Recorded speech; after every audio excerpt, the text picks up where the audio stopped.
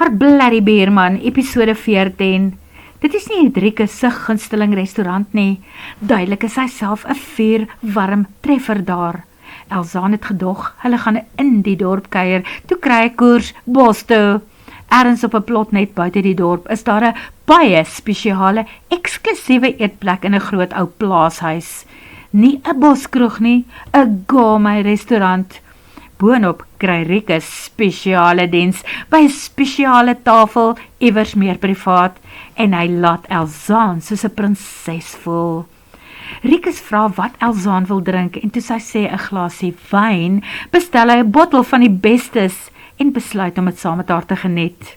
Wow, hy is nie net manlik en aantreklik nie, hy beskik oor kultuur ook, kom dit by haar op. Die gesels is spontaan, in so mate dat Elzaan later vir Rieke uitvra oor die stories wat oor sy ma, Clarissa, rondgaan, dat sy 'n medium is, en dat sy die vermoë het om met mense in die ander dimensie kontak te maak. Rieke stel eers weer sy wynglas op en drink daarvan, terwyl hy haar behoedsaam sit en aankyk. Duidelik is dit nie iets waaroor hy graag met ander mense praat nie. Wanneer hy sy glas weer neersit, kies hy sy woorde versigtig. Ja, dit is waar, maar hulle soek haar op. Dit is nie asof sy hulle gaan opjaag, waar hulle ook al probeer rus nie. Jy hoef nie met my daaroor te praat as dit ongemaklik is nie, Rieke, keer sy. Ag, dit pla my nie regtig nie. Buitendien het ek soms gesien dat sy nogal goeie werk doen met daardie einste 6de sintuig van haar. Dit is meestal daardie siele wat nog onafgehandeld sake aan hierdie kant het, wat met haar kontak maak. En blykbaar kom dit van jou ouma Claire af, hoor ek. Nee, my groot ouma Claire, haar ouma, wie se huis Claire Skye oorspronklik was. Haar seun, dit is nou my oupa aan moederskant, het nie daardie gawe nie. Ek ook gelukkig nie, en dankie tog. Hy bly skielik stil en kyk haar ondersoekend aan voordat hy vra, maak het jou bang om te dink dat sy jou buurtannie is, en my ma, dat sy so psychiek is, dat sy dalk jou gedagtes kan lees? En kan sy? Dikwels, ja. Wel, dan moet 'n mens liewers probeer om jou gedagtes redelik te suiwer in haar teenwoordigheid, en 'n mens moet beslis nie agteraf dinge doen nie. Dit is so eenvoudig soos dit, lag sy, behalwe dat sy wonder of Clarissa dalk sal weet, dat sy in die laaste paar dae veel meer as soet gedagtes oor hierdie seun van haar het. Hy klits die demone in haar hormone op. Sy dink nie eens meer aan hom as haar Blerrie Beerman nie, want sy begin mos van hom hou. Nee, sy voel dalk meer as dit. Haar hart maak skoon woer, woer elke keer wanneer sy hom sien. Ja, daardie agteraf dinge, brom Rieke by homself. Jy vra of dit my pla, dat sy heldersiende is? Nee, Rieke is nie regtig nie. Buitendien het ek mos al vir Clarissa self ontmoet, en met haar gesels en gekuier. Vir my is sy 'n doodgewone, dierbare vrou wat 'n vriendin geword het, en op die regte oomblik op die regte plek was, toe ek iemand nodig gehad het. Hoekom vra jy? Was dit erg vir julle kinders? Soos byvoorbeeld as jy wou skoolslip of rook, dan kry sy jou by die Black Wattle bos en klap die sigaretstompie uit jou hand. So iets, ja. Rieke bars uit van die lag en sit sy hand net so terloops oor hare waar dit op die tafel lê en woer gaan staan en maak haar hart. Hy leun nader en sê, nee wat, vir ons was dit eintlik doodnormaal. Ons was 'n normale gesin. Party van ons maats het gedink dat dit vreeslik is, veral as die tannies van die dorp so lekker daaroor geskinder het. Trekpleister, magneet, want Elzaan sit ook vooroor, nader aan hom. Hier in Waterval boven, vra sy. Nee, nie hier nie. Ek het in Witbank groot geword. My ouers het oorspronklik in Emalahleni gebly. My pa, polisieman, hy was daar gestasioneer en ek is daar gebore. En jou pa is oorlede? Rieke se gesig val en sy wil hom teen haar vastrek. Ja, ongelukkig. Jammer. Sy draai haar hand onder syne om en vleg haar vingers deur syne. Ag, tyd maak het beter. Het is daarom nie meer altyd so seer nie, antwoord hy net en tel haar hand op bring dit na sy mond toe en gee dit 'n sagte kus op die palm. Dit is seker maar so die verloop van die lewe. Hy laat sak haar hand, maar neem syne nie weer weg, totdat die kelner die spyskaart voor hulle neersit nie. Wat stel jy voor, Rikus? Vra Elzaan, toe sy deur hare blaai. Is jy baie honger, wil hy weet, of wil jy lekker eet? Ek is honger, maar ek het nog al 'n lekker bek, antwoord sy. Dan is jy my soort vrou. Goed, as jy agtertoe blaai, is daar spyskaarte vir 2 mense. Hulle bring die hoofgeregte in op 10 bakkies en elkeen help homself. Rikus help haar om te blaai tot daar, en toe wag hy dat sy moet kies. Daar is 'n keuse van voorgeregte, sampioen, pampoen of tamatiesop en 'n vars brood, 'n Griekse slaai of 'n seekoskelkie. Wanneer sy op die sampioensop besluit, beduie Rikus, maak het 2. Hoofgereg? Vra die kelner. Nou is dit jou beurt om te kies, Rikus. Wel, hulle doen 'n smelt in die mond sagte beestert met rys en groente van die dag, of curry, of hoender.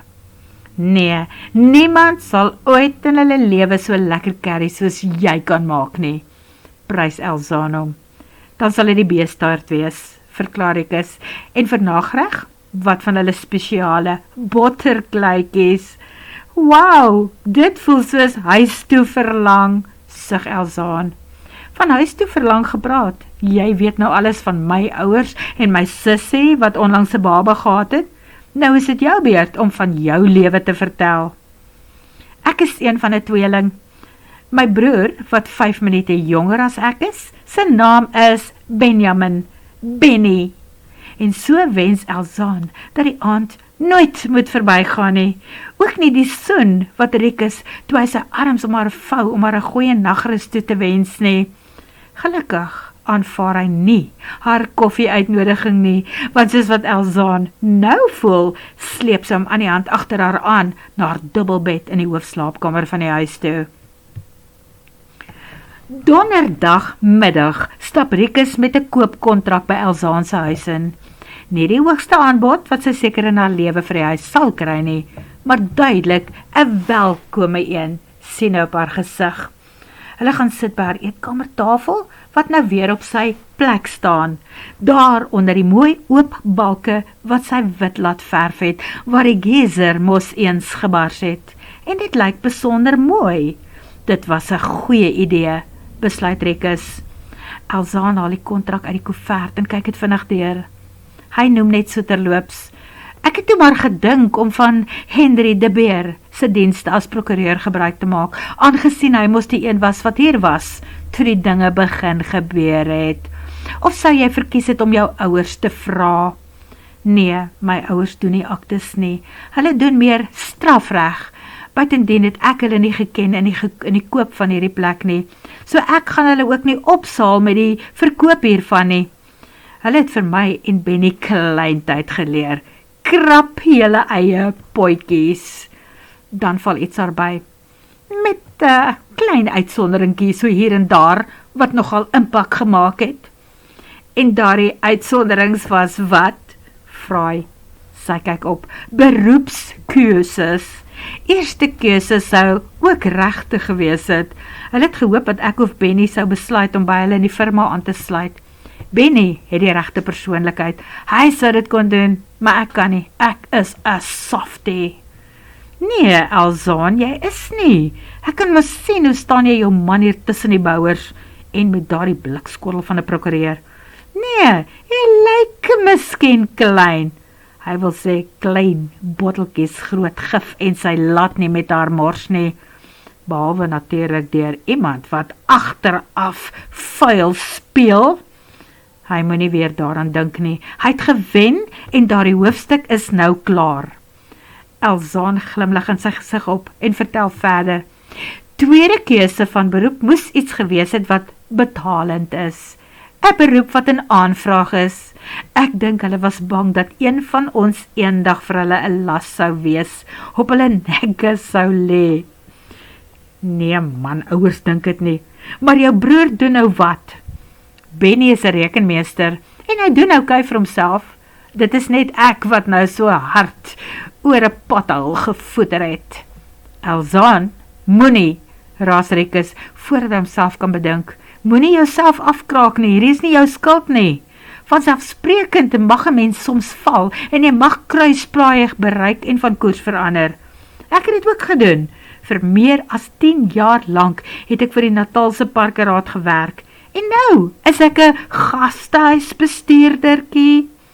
Alright, hy kan seker byvoeg dat hy die nuwe eienaar van die gastehuis is, eintlik reeds, in 'n familieonderneming wat hy met oorgawe en entoesiasme tot groter hoogtes wil neem.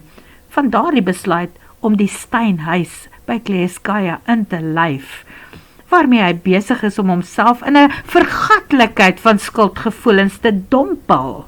Praat 'n klein stemmetjie met hom. Nee, nie 'n klein stemmetjie nie. Sy gewete is besig om hom swart aan te kla en vir hom te skree, dat hy sy ore daarvan wil toedruk. Wanneer Elzaan 'n swart pen in haar studeerkamer wil gaan haar, keer hy eers. Jy hoef nie dadelik te teken nie, werk eers weer deur die kontrak en kyk of jy nie iets daarvan wil verander nie. Nee wat, dit lyk heel aanvaarbaar as dit reg is vir jou. Wel, moenie teken nie, ek gaan nou eers loop, kyk eers later weer na die kontrak, slaap daaroor, besluit oor die naweek. Nee Rikus, alles lyk in orde. En daar teken sy, parafeer op elke bladsy, teken voluit op die laaste bladsy, en toe sy die papiere in die koevert skuif, en oorskuif na die tafel toe, sê sy, veels geluk met jou nuwe huis, Rikus. Hy trek een skouer op, mompel iets wat soos dankie moet klink, maar laat dit hom blom? Nee, hy voel soos 'n bliksem. Hy staan op, tel die kontrak op en stap na die voordeur toe. Iets ruik baie lekker. Bak jy? Dit is 'n soutert om my nuwe oond te toets. Of moet ek sê, jou nuwe oond. Ek mag het seker gebruik, totdat die huis op jou naam oorgedra is, of hoe? Ek beloof om het baie skone netjies vir jou te los. Natuurlijk mag jy, Elzaan, en vanselfsprekend gaan jy eers bly totdat alles afgehandel is. Stel Rikus haar gerus, en selfs daarna. Nee, dankie Rikus, ek waai, hoe gouer hoe beter.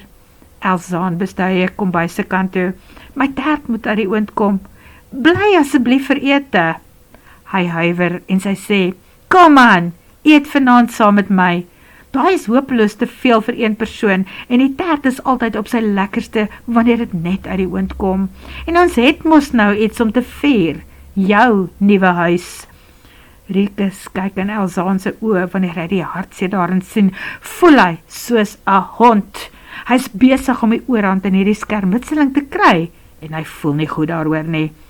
Daardie storie van alles is geregverdig, wanneer dit gaan by oorlog en liefde. Laat hom ook nie beter voel nie.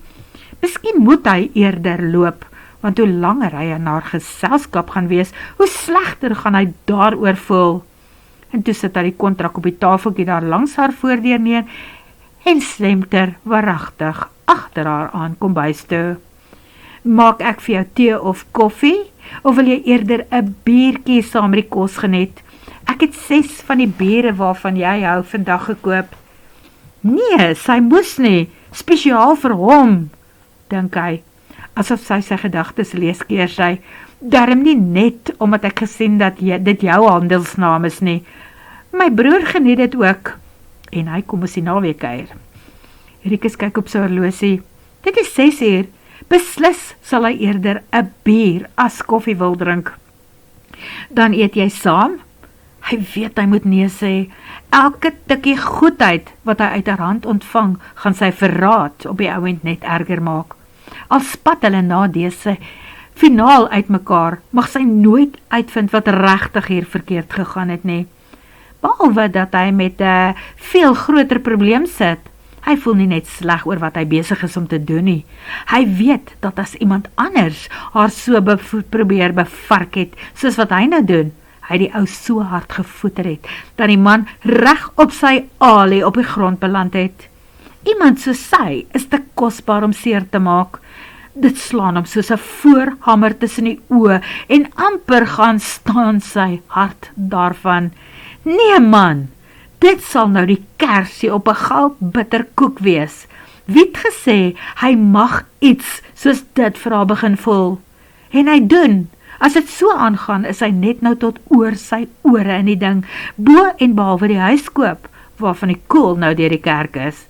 Nee, daardie ding van begin omgee, en nie kans sien, dat sy hier moet weggaan, waarna hy nooit weer gaan sien nie, moet hy nou in die kiem smoor. Wanneer Rikus na die stoof staan en kyk, besef hy boonop dat dit eintlik presies die soort is wat hy graag sou wou aankoop, as die huis dalk syne sou word. Wat nou gebeur? Hy moet juig en op en af spring daaroor. Wanneer sy die bier uithaal en vir hom aangee, vra hy, wat drink jy? Daar is 'n boksie witwyn in die yskas, glase in die rak agter jou. Hy draai om en toe sien hy die kasdeure wat op aandag staan om vasgeskroef te word. Hulle is te pragtig, 'n ligte grys melamien. Daar was soveel skade op die rame, dat ek dit intussen met houtvuller moes heel maak en afskuur, voordat die ou die deure kom hang. Ek het die rame en kaste 'n donker grys geverf, verduidelik Elzaan. As jy die kombuis tevore van binne gesien het, sal jy onthou dat die kaste van eikehout was. En dit is wat ek gedog het, ek koop. Toe ek hier kom, is dit in klein uitgebrande houtskoolhoopies op die grond gelos. Ek het dit die eerste aand moes eenkant toe vee om my matras uiteindelik op te slaan. Bliksems, bars Rikus uit. Ja, 'n huis behoort nie leeg te staan nie, dan word dit allemans plek. En om te dink, ek en Shaik het hulle gereeld hier kom wegjaag. Hawelose mense, miskien moet 'n mens net 'n groter poging aanwend om meer mense iewers elders te huisves. Ek verstaan nou hoe dit voel om agteruit te boer tot dag 0 uiteindelik aanbreek. Ek is gelukkig nog nie daar nie, maar hierdie venture van my met hierdie huis stuur vir my rotse toe, veral met die nuwe onthullings. So dankie dat jy bereid is om dit oor te neem. Sy haal die tert uit die oond en sit dit op 'n houtplank neer. Rikus maak sy bottel oop. Maar voordat hy daarvan drink, vra hy net so terloops. Het jy toe die pos by daardie step-down kliniek naby Machado dorp aanvaar? Sy drink van haar wyn en bieg. Rikus, ek kon myself nog nie so ver kry om dit te doen nie. Ek is deur mekaar, man. Ek weet nie regtig waarheen ek wil nie. Gelukkig het ek tot maandag ander week om oor daai pos te besluit. Maar of ek daar gaan werk, of in 'n koffiewinkel in Hoedspruit, sodra die koopdeur is, wil ek hier wegkom. Hierdie huis was my lesie in afkom aarde toe. Rikus kyk na die see in haar oë, en rondom haar mond, en dit dok steek tot in sy hart. Die oorwinning is nie naaste by so soet as wat hy geglo het dit gaan wees nie. Dit laat 'n bitter smaak in sy mond. En hy is nou daar, waar sy vriende Henry en Janus hom ons op die skouer kom klop het. Hulle eis klaar hulle pond van die vleis, en hy het dit reeds betaal. Vir Henry, vir die nuwe koopkontrak wat hy moes opstel, en vir Janus, vir die werk met die gronddigtheidsmeter. En dan moet hy hulle mos Saterdag aand uitvat vir haar ete. Hy staan nog so en vroeg met sy eie gedagtes, toe Elzaan hom kyk. En daarna kyk sy langs hom verby en haar oë rek voordat sy prewel. Jammer, Rikus. Jammer, waaroor? Hy hoor iets agter hom beweeg en dit kom by hom op. Het sy dalk ook vuil gespeel? Agtergekom waarmee hy besig is en toe 'n huurmoordenaar gekry om hom uit die weg te ruim? Maar kyk, dit gaan nie sommer net vervat wees nie. Hy swaai om. En toe sien hy hom, daar voor hom op die kas. Die wit kat, wat Sondag voor haar uit die garage uitgevlug het. Jou Sneeuwie, wat besluit het om soms by my te kom kuier. Jammer, Rikus. En toe besluit jy om haar met kos in te lok en hier te hou? Vra Rikus gemaak kwaai. Hy sien hoe daar die bruinis van haar begin swem toe sy wegduins. Dit was voordat ek geweet het dat dit jou kat is. En daar gebeur het spontaan. Rikus sit sy bottel neer en trek haar teen hom vas. Zaantjie, Zaantjie, Zaantjie, hierdie is nie my kat nie. Sneeuwie is daar by my huis. Ek weet daar was nog so ou wit enetjie in die werpsel toe ek haar gaan kies het. Dan is dit my kat, dan kan ek hom met my saamneem wanneer ek trek. En daar bars Elzaan in trane uit. Dit is jou kat, kind, Elzaan. Duidelik is sy of haar huis hier by jou. Rieke streel oor haar hare, haar rug, en toe sy opkyk, streel hy oor die kant van haar gesig. Hy buk vooroor en soen haar op haar voorkop. Hy vee die trane met sy duime van haar wange af weg, en daarna buk hy vooroor om haar mond met sy lippe aan te raak. Net aan te raak. Maar Elzaan wring teen hom vas, en die soen raak ernstig. Hy weet dat sy weerloos is, dat hy haar vanaand soos klei tussen sy vingers kan brei, sou hy wou. Dat hy met net 'n klein bietjie motivering haar bed toe kan vat en syne maak. En hy weet net alles in hom wil daai ding doen. En vanselfsprekend as hy eers daar gegaan het, sal hy nie sommer weer kan los nie. Hy sal haar nie kan laat gaan nie, en hy kan net dink hoe sleg dit daarna vir haar sal wees om te moet gaan. Nee, hy kan dit nie doen nie. Daarom laat hy haar uit sy arms gaan, al voel hy dit self en sien hy die honger op haar gesig. Terwyl hulle eet, besluit hy, iets moet hy liewers iewers begin regmaak. Saterdag aand, wanneer hy die manne vir daardie beloofde styks en kos gaan neem, gaan hy met hulle praat. Elzaan moet verkieslik eerder die waarheid weet oor hulle almal. Hy sal die volle skuld en verantwoordelikheid van die hele ding op hom neem.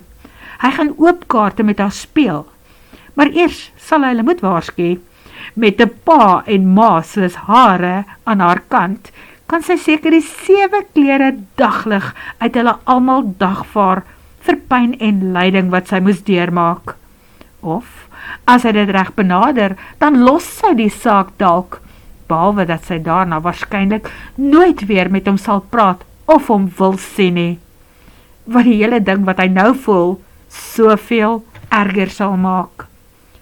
Word vervolg.